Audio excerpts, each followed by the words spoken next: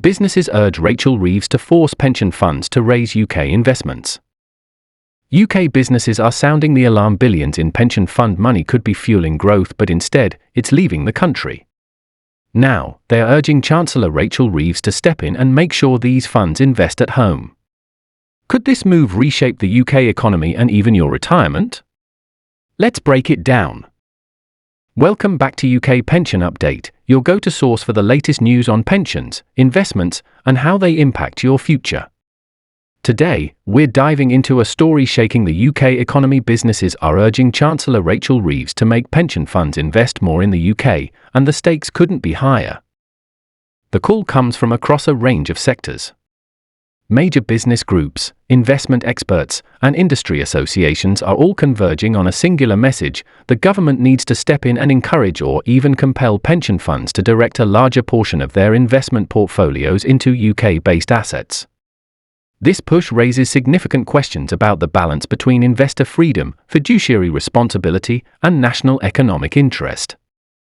Pension funds in the UK are among the largest institutional investors in the world.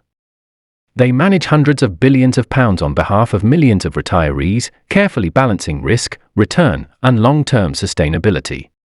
Traditionally, these funds have taken a global approach to investing, seeking the best possible returns wherever opportunities arise. But while this strategy benefits pensioners with higher potential returns, it has the unintended consequence of leaving UK businesses sometimes struggling to secure the capital they need for growth and expansion. Business leaders argue that the current investment patterns have long-term implications. Many of them claim that the UK's infrastructure, tech sectors, and manufacturing industries are being overlooked. Instead, pension fund money is flowing to international markets, particularly in North America and Europe, where returns are often higher but the direct impact on the UK economy is minimal. In essence, this means that while pensioners benefit from diversified portfolios, the local economy is deprived of the capital that could fuel innovation, jobs, and productivity. The suggestion to have Rachel Reeves and her team encourage a stronger UK focus has sparked both support and controversy. Proponents argue that if even a small percentage of pension fund assets were redirected to domestic investments, it could inject billions into UK companies. This could, in turn, lead to increased employment opportunities, higher corporate investment in research and development, and a revitalization of industries that have long been considered vital for economic stability. One key point business leaders make is that the government has the tools to nudge pension funds in this direction without completely overhauling investment practices. Regulatory guidance, incentives, or even tax breaks could be employed to encourage a greater domestic focus. Some suggest a framework where pension funds are rewarded for investing in UK-based projects, particularly in emerging sectors like renewable energy, advanced manufacturing, and digital infrastructure. Of course, not everyone is on board. Critics of this approach argue that forcing pension funds to prioritize UK investments could jeopardize returns for retirees. After all, pension funds have a fiduciary duty to their members, which means they are legally obligated to seek the best financial outcomes. Restricting investment options could increase risk or reduce returns, ultimately impacting those who rely on pensions for their retirement security.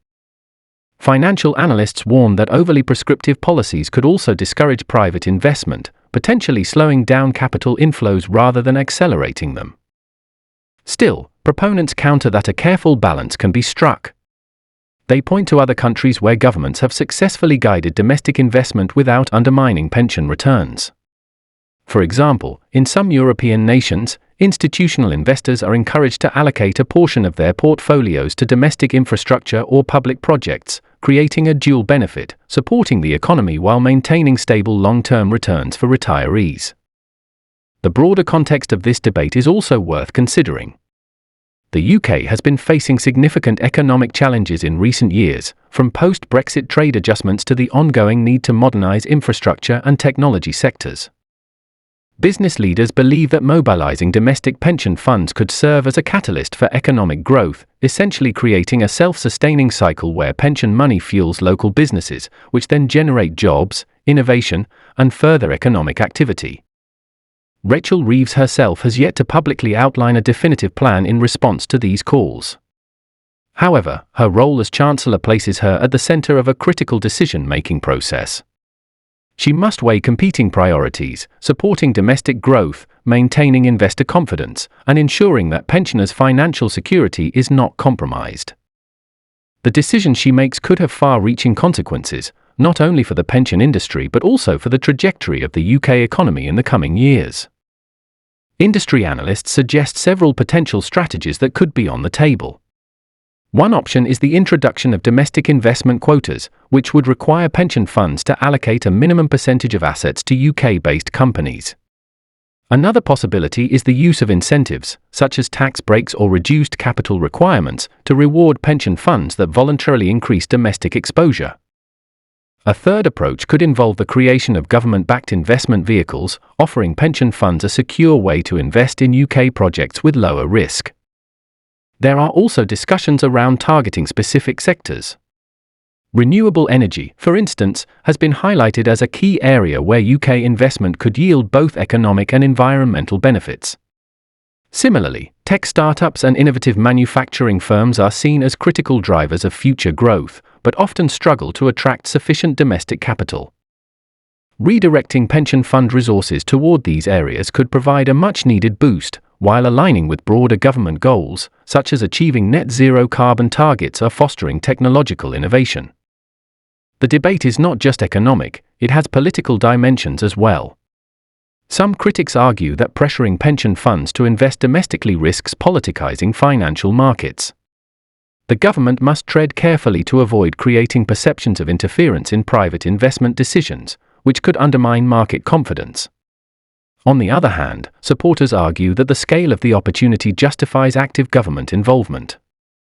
After all, pension funds collectively manage vast sums, and even modest shifts in their portfolios could have transformative effects on the domestic economy. Financial commentators are also weighing in, pointing out that the UK is competing globally for capital.